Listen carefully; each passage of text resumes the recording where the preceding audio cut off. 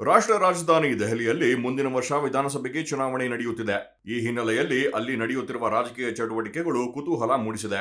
ಅಬಕಾರಿ ಹಗರಣದಲ್ಲಿ ಕಾನೂನಿನ ಕುಣಿಕೆಯೊಳಗೆ ಸಿಲುಕಿಕೊಂಡಿರುವ ಆಮ್ ಆದ್ಮಿ ನಾಯಕ ಅರವಿಂದ್ ಕೇಜ್ರಿವಾಲ್ ಮುಖ್ಯಮಂತ್ರಿ ಸ್ಥಾನಕ್ಕೆ ರಾಜೀನಾಮೆ ನೀಡಿ ಆ ಸ್ಥಾನಕ್ಕೆ ತಮ್ಮ ಆಪ್ತ ನಾಯಕಿ ಅತಿಶಿ ಅವರನ್ನು ನೇಮಕ ಮಾಡಿದ್ದಾರೆ. ಈ ಮೂಲಕ ತಮ್ಮ ವಿರುದ್ಧದ ಆಡಳಿತ ವಿರೋಧಿ ಅಲೆಯನ್ನು ಅನುಕಂಪದ ಅಲೆಯನ್ನಾಗಿ ಪರಿವರ್ತಿಸುವ ಜೊತೆಗೆ ಮಹಿಳಾ ಮತದಾರರ ಒಲವು ಗಿಟ್ಟಿಸಲು ಪ್ರಯತ್ನ ನಡೆಸಿದ್ದಾರೆ. ಇದಕ್ಕೆ ಪ್ರತಿಯಾಗಿ ದೆಹಲಿಯಲ್ಲಿ ಅಧಿಕಾರದ ಗದ್ದುಗೆ ಹಿಡಿಯಲೇಬೇಕೆಂದು ಪಣ ತೊಟ್ಟಿರುವ ಬಿಜೆಪಿ ಈಗ ತನ್ನ ಮಹಿಳಾ ನಾಯಕಿ ಸ್ಮೃತಿ ಇರಾನಿ ಅವರನ್ನು ಮುಖ್ಯಮಂತ್ರಿ ಅತಿಶಿ ವಿರುದ್ಧವಾಗಿ ಬಿಂಬಿಸಲು ಮುಂದಾಗಿದೆ. ಸ್ಮೃತಿ ಇರಾನಿ ತಮ್ಮ ಬಾಲ್ಯ ಸೇರಿದಂತೆ ಬಹುತೇಕ ಎಲ್ಲ ಜೀವನವನ್ನು ದೆಹಲಿಯಲ್ಲಿಯೇ ಕಳೆದಿದ್ದಾರೆ.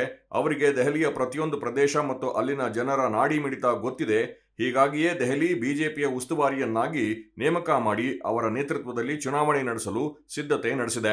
ಅಮೇಥಿ ಲೋಕಸಭಾ ಕ್ಷೇತ್ರದಲ್ಲಿ ಸೋಲು ಅನುಭವಿಸಿದ ನಂತರ ಸ್ಮೃತಿ ಇರಾನಿ ರಾಜಕೀಯವಾಗಿ ಅಷ್ಟಾಗಿ ಎಲ್ಲಿಯೂ ಕಾಣಿಸಿಕೊಳ್ಳುತ್ತಿರಲಿಲ್ಲ.